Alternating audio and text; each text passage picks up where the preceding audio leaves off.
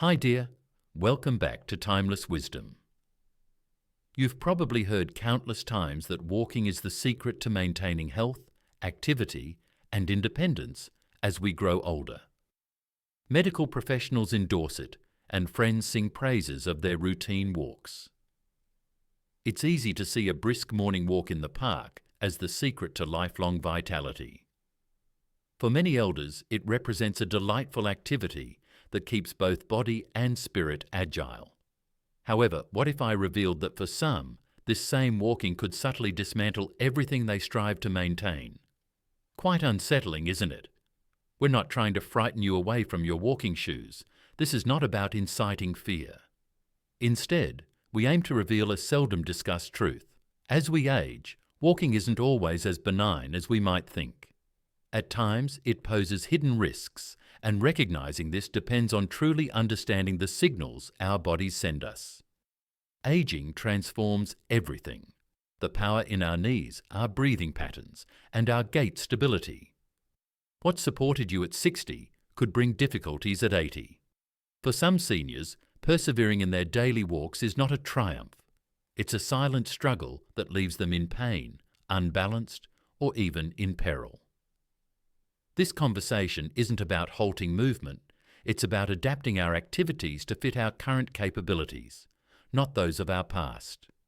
Today, we will share 5 tales of real seniors from across the US who have discovered that taking fewer or more cautious steps can significantly enhance their quality of life.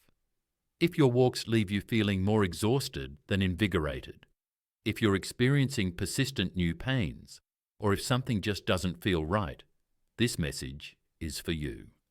Stay with us until the end. The final story might completely change your perspective on staying active. Let's begin. Number 1. Seniors with unpredictable blood pressure. It's easy to think, if I can stand, I can walk. But for seniors wrestling with blood pressure that swings like a pendulum, spiking high 1 minute, plunging low the next, a simple stroll can turn into a tightrope act. Your heart's pumping, your legs are moving, but beneath the surface, your body's fighting to keep the balance. 1 minute you're fine, the next, the world tilts, vision blurring, legs wobbling, breath catching like a skipped record.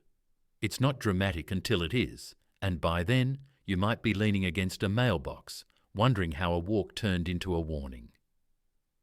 Take Ellen, 77, from a quiet street in Savannah, Georgia. For years, she'd lace up her shoes every morning, ambling past the moss-draped oaks with a neighbour's wave to keep her company. It was her ritual, her slice of peace. But last spring, halfway through her loop, a wave of dizziness hit. She stumbled to a bench, heart racing, palms clammy, the world spinning like a carnival ride she didn't sign up for.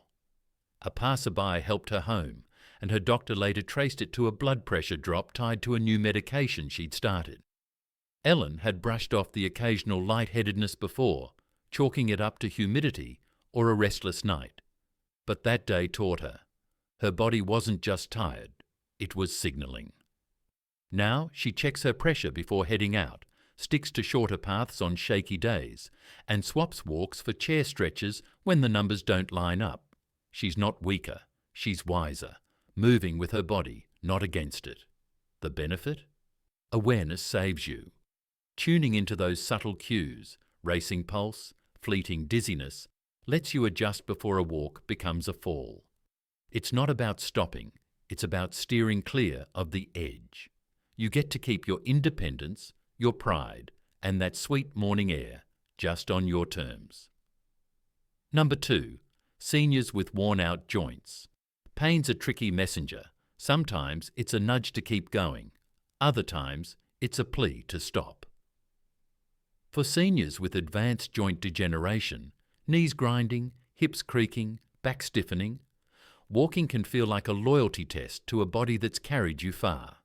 You want to stay active, to prove you've still got it. But every step on hard pavement or uneven trails can wear down what little cushion's left. It's not just soreness, it's swelling, stiffness, a quiet erosion of the parts that hold you up. Meet Walter, 81, from a hilly suburb in Boulder, Colorado. He'd trek 2 miles daily up and down the slopes, a retired carpenter who loved the crunch of gravel underfoot. Neighbours called him unstoppable, but behind the grin, Walter was nursing his knees with ice packs every night, wincing through mornings that felt like rust settling in. He thought pushing through was strength until an X-ray showed bone scraping bone, osteoarthritis eating away at his joints. His doctor didn't ban walking, he redirected it. Walter swapped long hikes for short laps on a cushioned track at the rec centre, added pool walks to ease the load, and got shoes that hugged his feet like a second skin. Meet Walter, 81, from a hilly suburb in Boulder, Colorado. He'd trek 2 miles daily up and down the slopes, a retired carpenter who loved the crunch of gravel underfoot.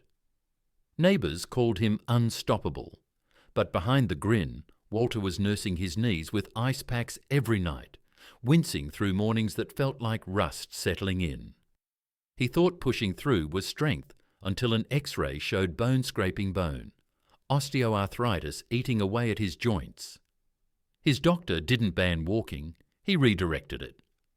Walter swapped long hikes for short laps on a cushioned track at the rec centre, added pool walks to ease the load, and got shoes that hugged his feet like a second skin. Weeks later, the ice packs gathered dust.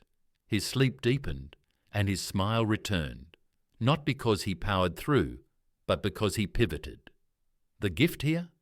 Relief that lasts. Smarter movement means less pain, more rest, and joints that thank you instead of curse you. It's not defeat.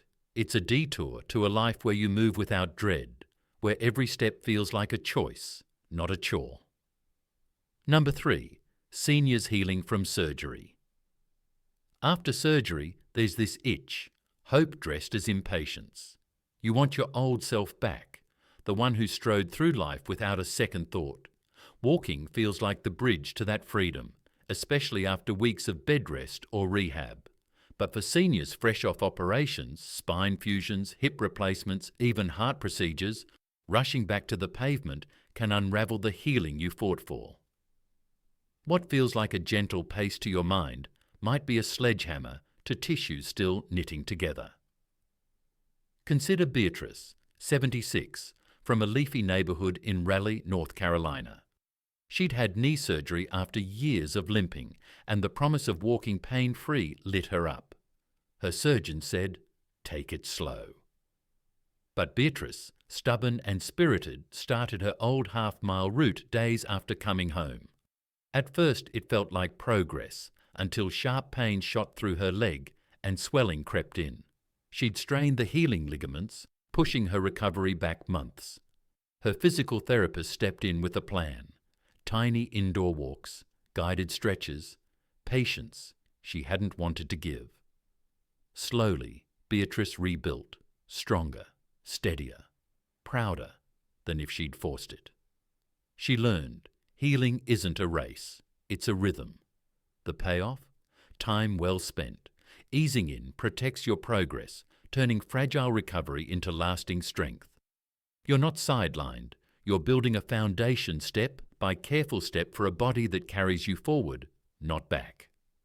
Number 4, seniors with nerve damage in their feet. Imagine your feet forgetting how to talk to you, numbness creeping in, tingling like static. A strange disconnect where every step feels like a guess. That's peripheral neuropathy, a slow fade of nerve signals common with diabetes or age. For seniors living with it, walking shifts from instinct to effort. The ground feels foreign, balance wavers, and risks like a hidden pebble or a cracked sidewalk lurk where they never did before. It's not just discomfort, it's danger in disguise.